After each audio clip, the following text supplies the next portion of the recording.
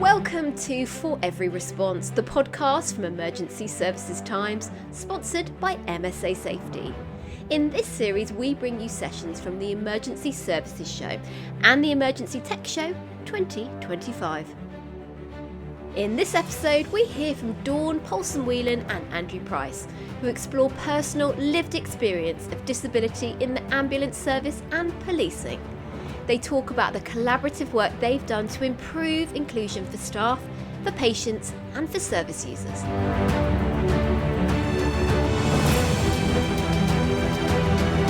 We want to talk to you about disability inclusion in the ambulance service, and this is coming from a place of initially when quite clearly you can see I have a visible disability. When I first became disabled and acquired a disability, I was told there are no disabled people in the ambulance service. So that was my starting point in trying to obtain support and assistance. So we're going to share a little bit about our own personal lived experience. Both myself and Andrew have experience of disability, and how that was then translated into some action within our respective organisations to try to support staff in a different way. So I just want to take a quick check. Do we have ambulance people in? Fantastic. Do we have police people in? Amazing. Any fire? Fantastic. Welcome. And Coast Guard? No Coast Guard? No. Okay, I won't do we're all in the same. Oh, we do. Fantastic. I had a we're all in the same boat joke, and amazing you're here. So lovely. Thank you. Okay, so we're going to talk specifically about disability inclusion. And just before you do that, Andrew, thank you. If I know it's quite difficult here because of the noise, but any idea how many disabled people we have in the UK? 6 million. Any advances on 6 million? 10 million. Can we put the slide up, Andrew? Thank you. So disability is extremely prevalent first of all, worldwide, 1.3 billion people, but in the UK, 1 in 4 people have a disability.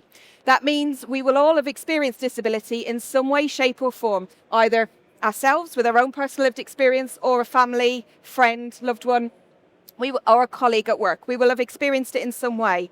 Now, disability is complex identity, if you like. There's lots of nuances to it, and we can't go into all of that here today, but we know that it's a protected characteristic, so disability is protected under the Equality Act 2010 and the DDA in Northern Ireland. But actually, you can be disabled and not meet the legal definition of disability as well. So disability can be temporary, it can be permanent, it can be acquired throughout your life, or it can be there from birth. So there's lots of different nuances to it. And when we say disability, we're talking about everything. We're including everybody. And how people identify with their disability will be an individual thing for them as well. It's a very personal thing. So I'm just going to kind of give you a little bit of my background. Next slide, please. Thank you very kindly.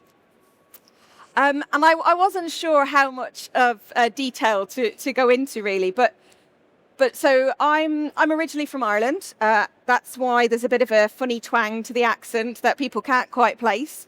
I moved over here straight out of school to do what every good Irish girl does, was to be a nurse, because the other alternative was to be a nun, and that was never going to happen. So off I came to London to do nursing. I then joined the ambulance service because I wanted a little bit more excitement. I thought, yeah, this is for me. This is amazing. I wanted to be a HEMS paramedic. That was the dream, because it's all action. It's amazing, isn't it? Completely unrelated to my disability, I watched a TV programme and the aircraft was flying and went like that on its side. And I thought, there is no way in this world that I'm going to be able to do that. So it wasn't a disability thing. That was not going to be for me. But 22 years or so, I joined the ambulance service. And 15 years ago, I was returning from a work trip from America, and I became unwell. And what followed was a journey that I never expected to take. And it was one that redefined me, my personal life and my professional life. I became very unwell. I had various courses of antibiotics and steroids and was just not getting better. Was admitted to hospital and they diagnosed me with bilateral pleurisy and pneumonia at the same time. Now, what happened then is I was unwell for about 2 years with various tests and investigations going on. What had actually happened was the pneumonia had triggered a gene that I had, and I now developed a complex autoimmune condition. So that's kind of what I was left with, if you like. And once that gene is switched on, it can't be switched off. So the condition itself is a cycle of inflammation and pain. It affects multiple body systems, so various symptoms at different times. And as somebody who's relatively fit and healthy, this was quite a big shock, big change to my life. So I used to play rugby, play tennis, I ran charity events and things like this. You can see today it's a very different story. I've got a mobility impairment, I have energy challenges. So it was a huge adjustment. So for me, every day is unpredictable. I need to plan how to use my energy. Medication needs to be planned, what I'm going to wear every day. You know, the level of planning that goes into what I do every day is immense. Andrew and I were talking about this earlier. You couldn't get two more opposite people to present a session together, because planning for him, he just doesn't even consider it. And he'll go into that in a moment. But so I now use the walking stick, like I say, the wheelchair. I have a blue badge. I've got some amazing specialists in the NHS who take great care of me. But all of these things mean I'm also a strategist. I'm an amazing time planner. I can write you safety policies on everything and anything because of the way I think about things differently. So what I originally had in mind for my career has not been the case, and I've had to pivot and do something different. So disability changed a lot for me, but the real challenge was facing a system that wasn't prepared to support me. And that was the big challenge. So I decided I needed to use what I knew, my experience, to try to change things. So I turned to academia. I did a diploma, I got my degree, got my master's, and through that I used that framework of my lived experience to understand what disabled staff in emergency services go through and how we can better support them. I'm now currently reading for a professional doctorate in emergency service management with a focus on disability, and I'm hoping now to create better support mechanisms for staff as we move forward. So this all led me to, next slide please, thank you. This all led me to becoming the lead for disability with the Association of Ambulance Chief Executives. And in 2020, myself and a colleague, Tom Haywood, developed the National Ambulance Disability Network. That sits within our a membership body for the ambulance sector, if you like, and we report into the National Diversity and Inclusion Forum. So what we have now in every ambulance trust in the UK, there is a network for disabled staff. There is a support mechanism there in place. And as a national network, I lead that team of people so we can have consistent dissemination of information and best practice. Through the work that I've done with the Association of Ambulance Chief Executives and the National Ambulance Disability Network, NHS England commissioned some specific research into disability in the ambulance sector, and I undertook that at the East of England Ambulance Service. We know we've got the Workforce Disability Equality Standard, and we know from that disabled staff in the ambulance sector have poorer outcomes compared to anywhere else. So I looked at the information that was available and trialled some interventions to better support staff. So for those of you who have experience of disability, this won't be any surprise to you. We know that disabled staff experience the highest levels of bullying and harassment. We know that if you have a disability, you're more likely to be subject to a capability process within an organisation. We've got the lowest level of staff satisfaction, and it's harder for disabled staff to be promoted. So there's lots and lots of challenges, and these are known things. These are things that we can change and we can do things about. Andrew, thank you. So one of the complexities we have, and this isn't just in ambulance, this is in all emergency organisations, is the structure of our organisations. We've effectively got three almost distinct workforces. We've got our frontline staff, which will require one level of support. We've then got our emergency operations centres or urgent operations centres, staff working in a slightly different environment. There'll be similarities to frontline, but they may need different levels and different types of things as support. And then we've got our corporate services staff who will require a different level of support again. But ultimately, what we do know, and this comes through in all of the research we do around sexual safety, around our anti-racism stuff, psychological safety is key. And we need disabled staff to feel confident and supported within their organisations so that they can come forward and tell us what they need. Equitable access, respect for diversity, these are all things we already know. If we have these in place, staff will be more likely to come to us and ask for support. But the key thing here is around the shared decision making. We need to involve disabled staff in decision-making processes, because if we don't have that voice, we're not going to make the right decisions. And equally, when we're looking at boards and we're looking at senior leadership teams, disabled staff need to see themselves reflected in these teams. It's really important. Okay, so I'm going to just go through some of the things that we've done, the initiatives that we've implemented across the ambulance sector to support disabled staff.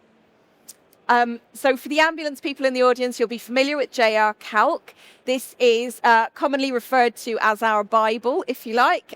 This is our clinical practice guidelines that clinical staff will refer to when supporting patients. What we did was we worked with Class Publishing to develop the software application for this. So clinicians, once they're on scene, they will access this on an app. And the network worked with Class Publishing to develop the accessibility features within there. So we've now got the ability to change font size, to change screen colors. We have speech to text, text to speech. We've got all of these different types of functions which allow staff better access to a key document that they need to access, which then leads to better care for our patients. And what's really amazing is I've had staff who've approached me who don't have a disability, who don't require any adjustments to their software, but say how useful these adjustments have been, because when you're on a night shift and you're absolutely exhausted, your eyes are tired, you look at the screen. If you have this speech to text and text to speech software, it could read things to you on the screen. And it's just a really great example of how accessibility makes things better for everybody. It's not just for disabled people. So we've done that. Also within JR Calc, we contributed to a section on disability itself. So we've got some additional guidance within that document now to support our clinicians when they deal with patients with chronic conditions. So somebody who's got a condition like me may report pain in a different way, may communicate in a different way, and it's important for our clinicians to be aware of that so that they can make the best decisions for treatment for that patient. So we now have that within JR Calc, which is fantastic. And again, if we remember, it comes from a place of no disabled people in the ambulance service at all to now being able to better support our patients, which is fantastic. One of the other things that we have done most recently, and I can see some smiles in the audience already. This always makes me smile when we put this up. This is what we call Project Pause. We have developed some guidance for our clinicians, supporting them when they treat a patient who has an assistance dog. And you might think, actually, isn't that common knowledge? Don't people already know this? Well, actually, unless you've come across an assistance dog, you probably don't. And lots of trusts had various different bits of advice or guidance, but the network came together, pulled all this information together and created one set of best practice guidelines with the support of disabled people organisations and Assistance Dogs UK. We developed this Project Pause. It was released at ALF, our Ambulance Leadership Forum this year, I had the pleasure of sharing the stage with Sean, the assistance dog, who is pictured there. He's a complete diva, totally stole the show, which is why he's not here with me today, because I refuse to work with him anymore. But it's an amazing piece of work which empowers staff so that they can make the right decision, but also makes patients feel seen, listened to, and secure and confident that they're being treated correctly and that they can keep their assistance dog with them, which is a key thing for them. And one of the third initiative that I just want to talk to you about today is what we've done for our neurodivergent staff. So within the ambulance sector, and I think this is probably the same right across emergency services, we're seeing an increase in adult diagnosis of neurodivergent conditions. And we've got a group of staff who are saying, I've just been diagnosed with this. What does that mean for me? And then we've got a group of managers and leaders going, how do we support our staff? What do we do? So as a sector, we recognised this was a challenge. So the National Network commissioned some specialist workshops that took place the latter part of last year. And we had a focus on supporting neurodivergent staff, looking at how managers can support their staff, and also a specific session for HR professionals and how we can look at the recruitment process and make it more neuro-inclusive to support not just through the application process, but once staff begin and start employment, that they are supported appropriately moving on throughout that journey. So what we learned, it's not going to be a big surprise to anybody who is neurodivergent or who knows anybody who's neurodivergent. There is still a lot of stigma attached to having a diagnosis like this. So people are afraid to come forward. So if we concentrate on creating those psychologically safe environments, we'll encourage people to come forward. We know that managers are key to the experience that staff have. If you have a good manager who puts good adjustments in place, you'll have a great time. If you have a manager who doesn't quite get it and understand what's going on, your experience isn't going to be so good. So as next steps, what we've looked at doing is asking trusts to sign up and commit to a neurodiversity pledge. And what this means is there's some 3 key points that have been taken out of this. One of them is that actually staff who are neurodivergent shouldn't have to go through a reasonable adjustments process asking for 1 or 2 individual things. Actually, the environment should just be neuro-inclusive as standard. So we're asking trusts to consider how we implement neuro-inclusive initiatives as business as usual. We're asking for better support for leaders so that our managers, our leaders are equipped and empowered to support staff appropriately. And we want to make sure that neuro-inclusion is built into strategy. It's not an afterthought. It's not something that we do after a policy has been written. Actually, it needs to be involved right from the beginning. And these things, so each trust has been requested to sign up to this pledge. This has only just been launched, and it will be supported by the National Ambulance Disability Network, and it will report into the National Ambulance Diversity and Inclusion Forum. So we've got support mechanisms in place. We've got that framework there. This isn't just something where trusts will go away and say, oh yeah, we might do this. You know, it is something that it's a journey that we're all starting on together, and the support and framework is there to help as we develop along the way. So that's just an example of some of the things we've been doing. There's loads more things that we've done around disability inclusion, which I'm more than happy to go into detail and talk to you about afterwards. But I'm conscious that Andrew would like to share the initiatives that he has implemented across the police force as well. So I'll hand over. Thank you. This episode of the Emergency Services Times podcast is sponsored by MSA Safety, proudly supporting emergency services and first responders on the front line. At MSA Safety, protecting first responders isn't just what we do, it's who we are. We work closely with fire and rescue services across the UK to develop and deliver safety solutions designed to meet your ever-evolving needs. That includes MSA Bristol Firefighter PPE, trusted by services across the UK and beyond, shaped through years of collaboration with frontline teams. It also includes our growing investment in innovation and technology, from the connected M1 SCBA modular solution to our agile, fully managed service model that helps keep crews protected and ready to respond. But for us, safety goes beyond equipment. We believe in standing shoulder to shoulder with the people who dedicate their lives to protecting others, whether it's supporting firefighter charities, backing mental health initiatives, or showing up for community events. MSA is proud to be part of the emergency services family. To learn more about our work in the UK and how we're supporting first responders every step of the way, visit www.msasafety.com. With MSA Safety, when you go in, we go in with you. I'm an Assistant Chief Officer at Derbyshire Police, and really here today just to talk about a bit of my journey and a bit of things that we are doing in policing for disability. I am actually the national lead, and I'll come on to that, for disabilities in policing. But I think it's key to understand my journey. As Dawn said, you could not get two more different people than me and Dawn. We actually got on really well because I think we complement each other. And I don't even know what my slides are. I don't know what slides coming next. I don't care. I'll just waffle and I'll talk for 15 minutes. Dawn's meticulously planned.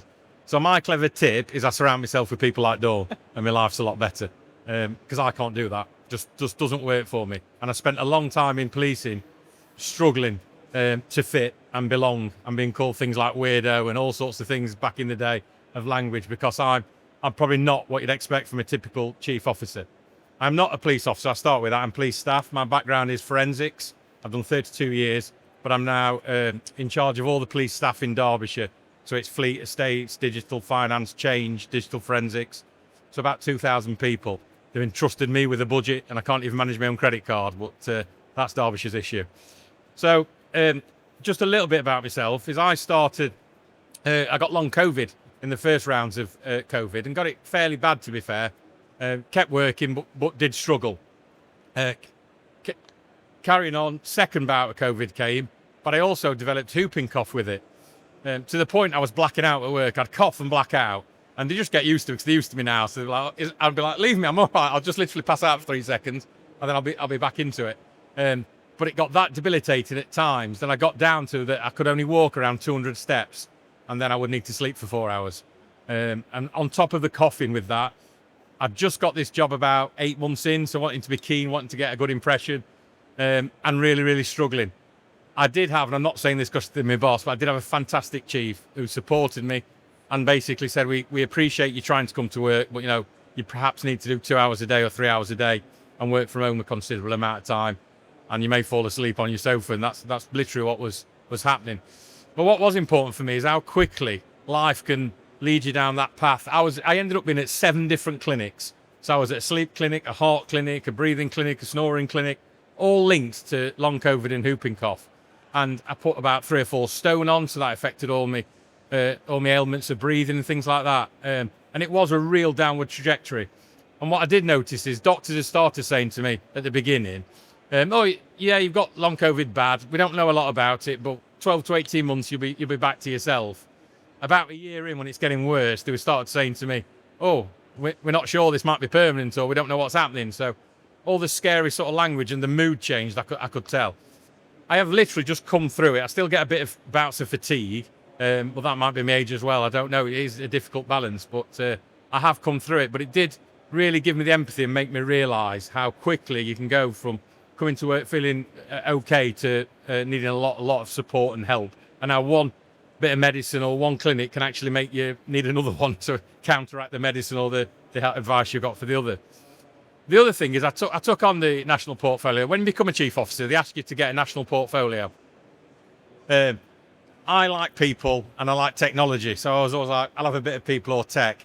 To let you know sort of how I am, the first one I applied for was women's health.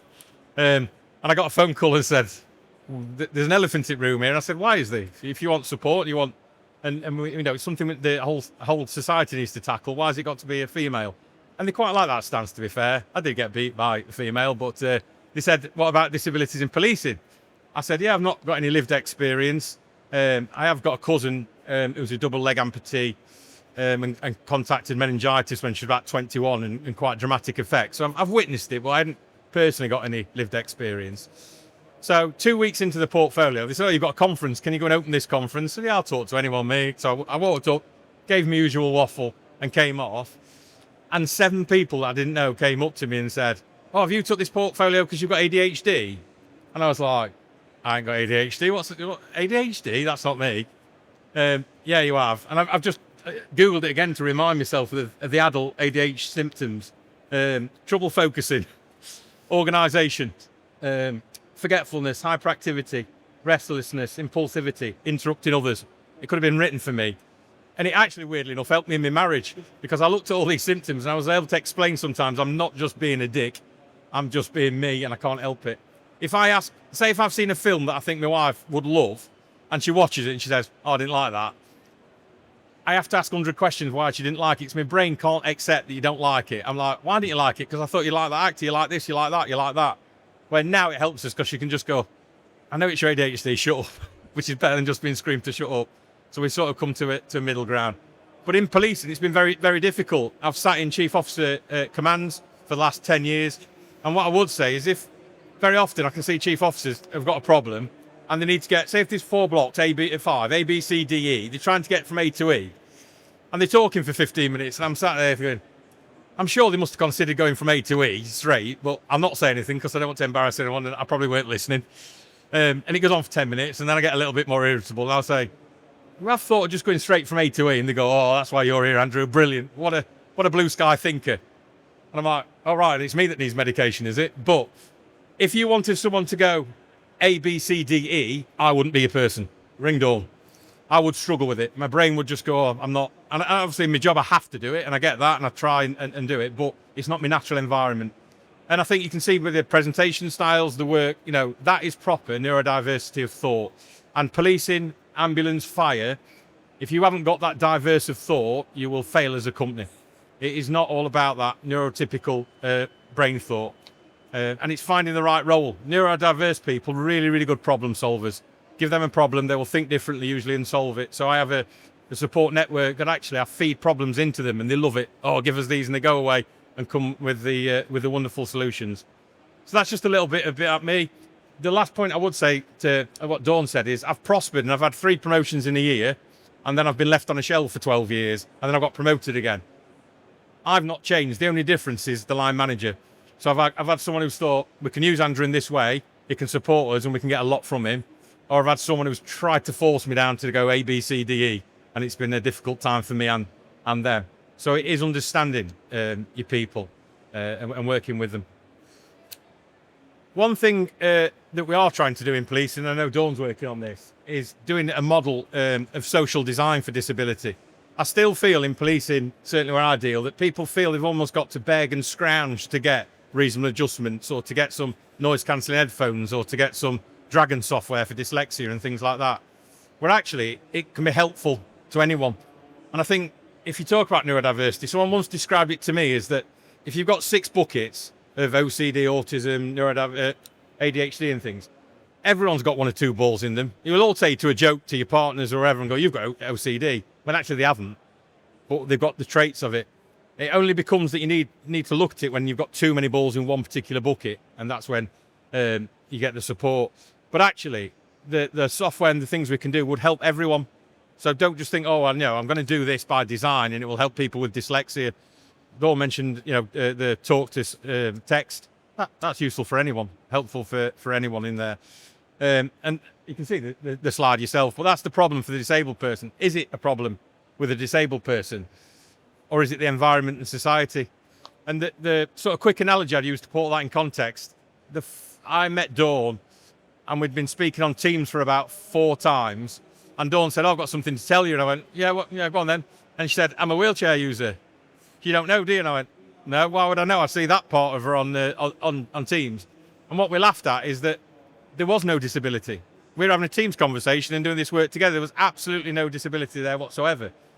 If Dawn had come to our headquarters site, my headquarters site would have created the disability with the lack of access and the lack of wheelchair-friendly doors and lifts and things like that. So if we can do things by design, it is a lot better way to do it and will benefit everyone.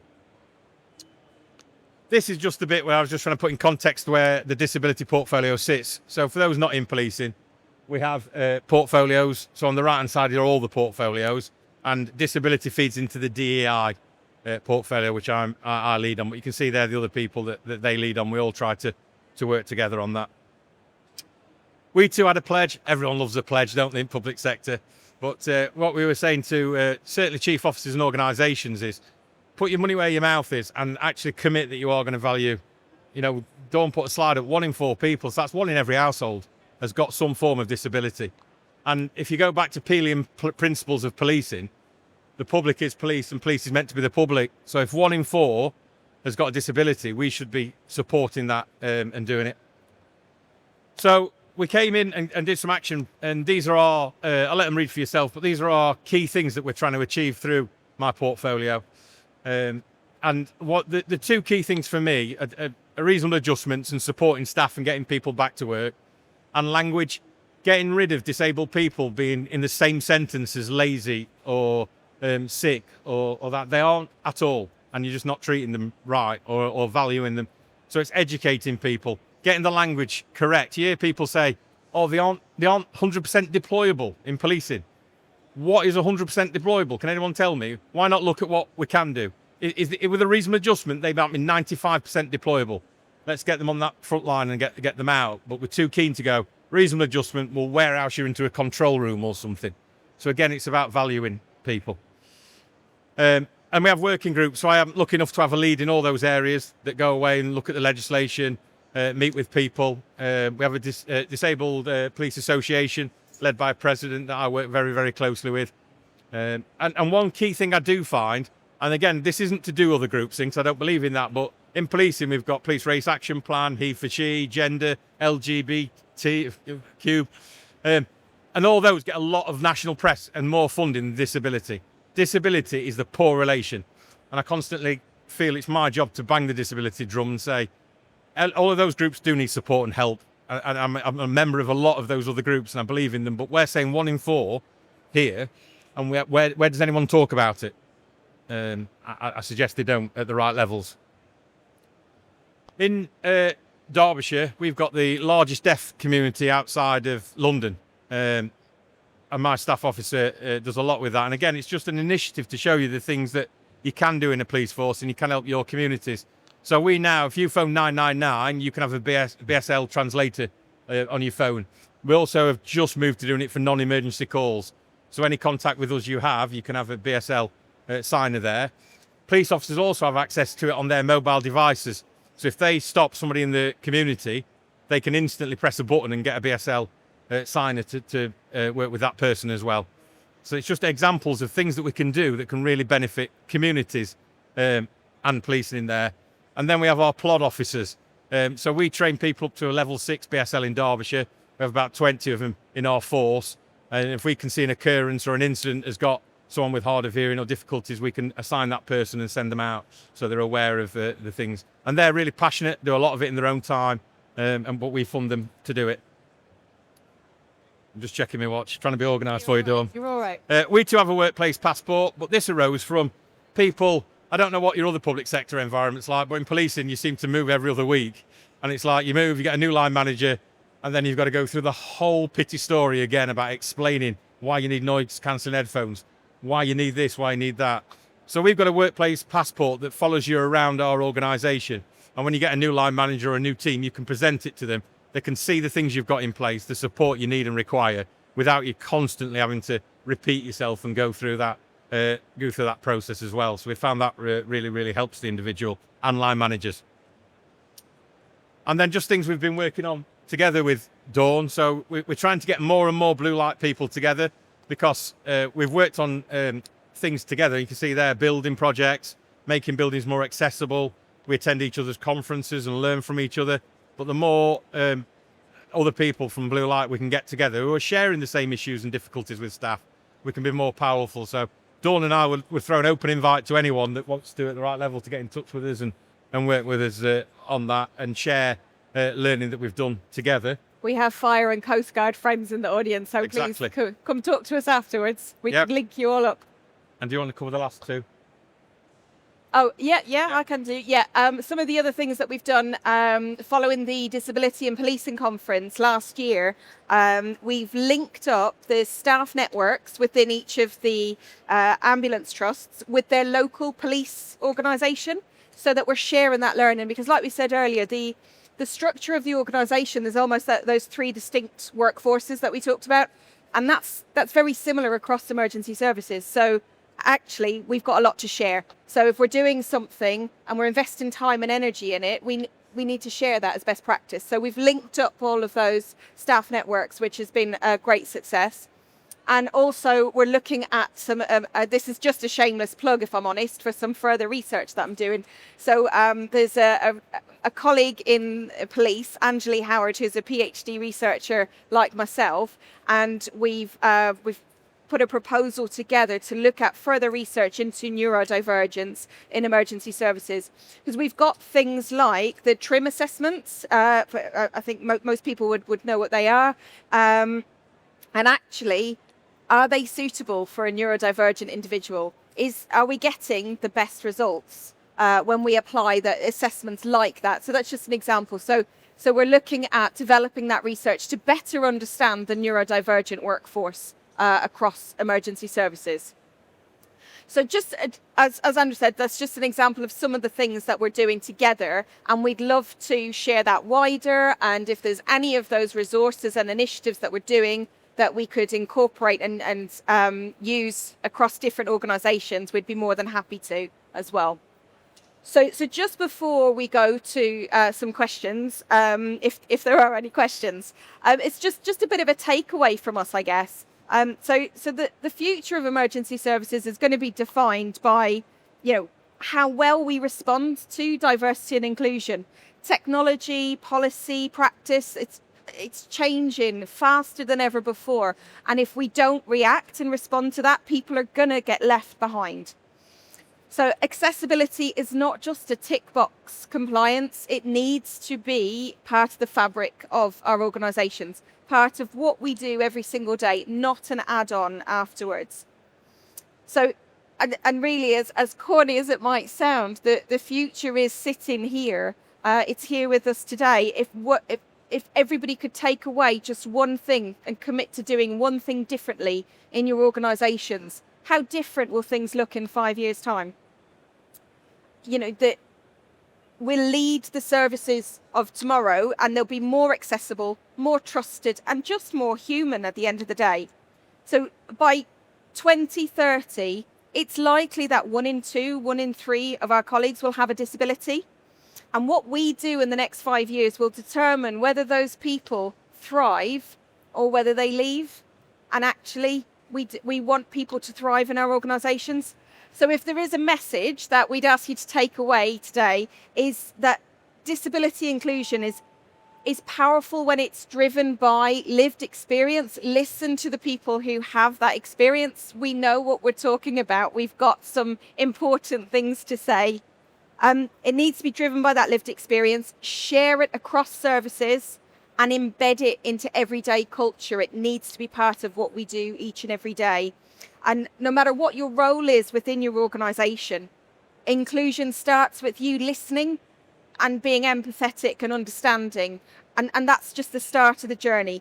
So if we can all think about just one thing that we can take away, let's keep this conversation going. Let's build those inclusive environments where people can thrive and build services where everyone belongs. So on that note, I'm going to hand over to Joy. Thank you. Do you want to hear me? Excellent. So first of all, thank you very much. The thing that strikes me, and it's a common theme actually, is a lot of this, it feels like a lot of the change would be driven by education, but education at a leadership level across the services, because if you've got a leader who's compassionate and understanding, we've heard the difference that makes, and this is just one subject where that makes a difference. I think that'd be right. Absolutely. And it goes back to that point that we've got boards where we have, in some cases, zero disability representation. So we have no role models. We don't see ourselves in these positions. So actually, yes, we need to have more representation at senior level, so we have that understanding and we can share that understanding. Well, and you can build that understanding and educate people, and have that, having the floor to be able to do it. So absolutely, and then you have that trickle down effect. Brilliant. Okay. So have we got some questions? Excellent. Thank you very much. Hold the microphone really close so we can hear you. Hi, you mentioned about the blue light services and things like that, but you didn't mention us Army veterans. Now, it doesn't seem to be there's anyone out there pushing us. There's a lot of charities and there's a lot of people trying to do things, but it's not coordinated. Yet we're now included in the blue light facilities, and it just wasn't mentioned. Do you mean veterans? So I just clarify your point, sir. Military veterans in terms of what, getting into workplaces, or what's the context? Sorry, in general. Oh, right, okay. Do you want to take that? Yeah, happy to. So for us, we focused on our specific area of employment at the moment. But what I will say, as part of my research, I have tried to engage with organisations around supporting Army veterans, and I've not been able to. I've basically hit a dead end at each opportunity. So I would be delighted to engage with the right people if we can make that connection. We can absolutely share those resources and the initiatives and look at how we can expand the inclusion. Okay. From the policing side, we've just been given the Gold Award in Derbyshire for Armed Forces.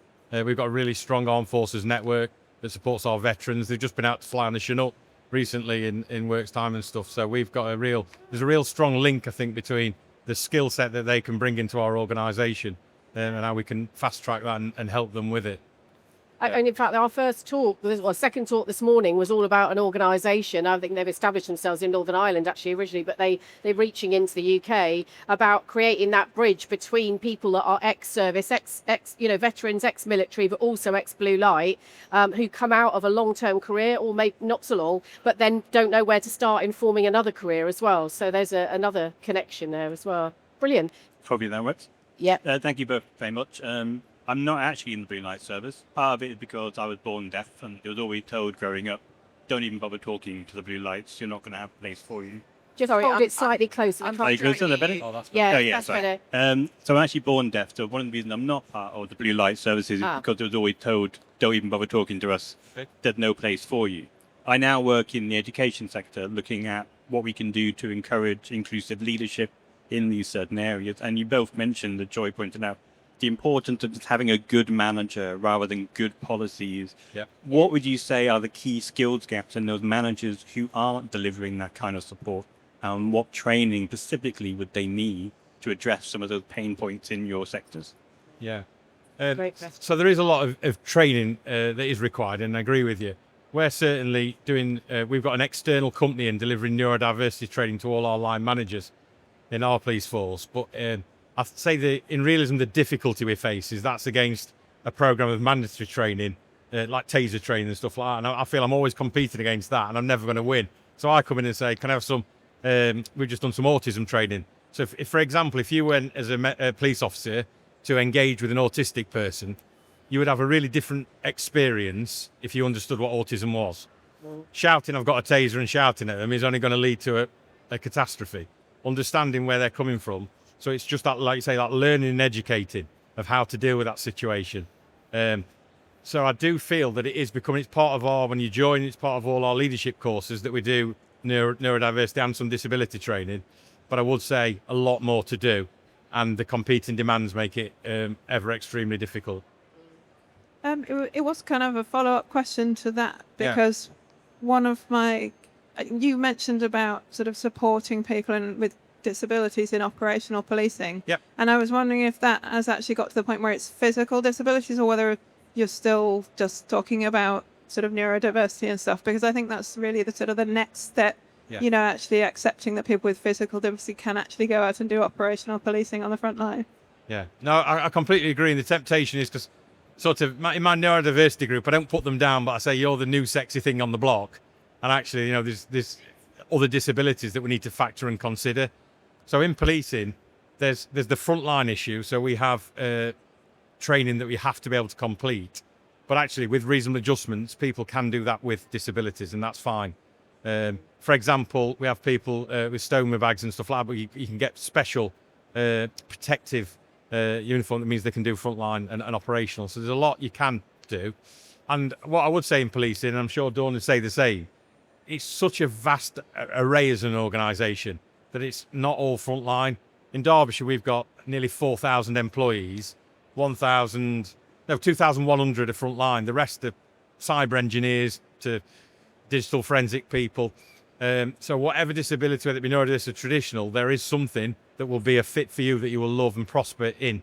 It's just finding that right role. But yeah, no, physical disabilities can go on the front line, yes, but you have got to be to a certain level that you can deal with the confrontation expected. James, Bill Solutions. So obviously in the next conference along, one of the big topics being discussed is about AI, and as someone with ADHD, AI has been transformational for me in being able to complete the most basic of tasks, from completing a form or just replying to an email. I just want to understand from both aspects how involved you are being from a disability standpoint, looking at how that can help improve sort of the working lives for people with neurodiversity and other disabilities across the emergency services. I'm going to take it first with that. So in my portfolio, I'm the regional lead for AI, so it fits really, really well. I'm an ADHD myself. I can see the huge benefits like yourself that can bring some structure to my world and sort of download this madness that's going off in there. The difficulty I've found with AI is I've actually found in policing, I don't know if Dawn will say the same in public sector, that I'm reining back a bit. So one of my other roles is CSIRO for the force, so I'm responsible to sign off the risk for data. And things like Copilot, everyone's going, I've got Copilot at home, I can run off. And I'm like, I've got a responsibility to know where that police data is going. I don't want it to end up in China, for example. So we've just gone with Copilot in force, but done a closed down version, so it only uses our own internal infrastructure and documents. But for witness statements, for processing, I use it, I suspect you will, when you get a 30-page document, give it Copilot and tell me 5 key points, because I'm not reading a 30-page document. It's never going to happen. I'll have seen something else like a magpie and gone over there. So I see it being absolutely beneficial. All technology is really good. We've linked in with Axon and people like Minerva and Niche, and we have screeners that look at the software. Because when I go back to that social model by design, things like that should be in the design of the software. It shouldn't be an extra bolt-on you need to support people. Yeah, just to add to that point. So obviously AI is the emerging tech that we referred to earlier. It's moving at such a fast pace. Historically, we'd have individual people with reasonable adjustments and having access to specific software, but now everybody has access to the same thing. The one thing that we do need to be cautious of, though, around AI and disability is that in large language models, it's inherently biased. And I'm part of some working groups to address that specifically in healthcare. But I know that some trusts have adopted it. We've got London Ambulance Service who are using it. Their clinicians are using AI, and it is an absolute game changer. And a perfect example of, again, how accessibility benefits everybody, not just those who require those adjustments. Please thank you, our panel. Thank you very much. Thanks for listening. Remember that by taking time to learn from our speakers, you can earn CPD points from our partner CPDme. So do check out the link in the show notes. Our thanks to MSA Safety for their continued support for our podcast, and Smart Digital for producing this series. If you enjoyed this episode, be sure to subscribe to For Every Response, the podcast from Emergency Services Times.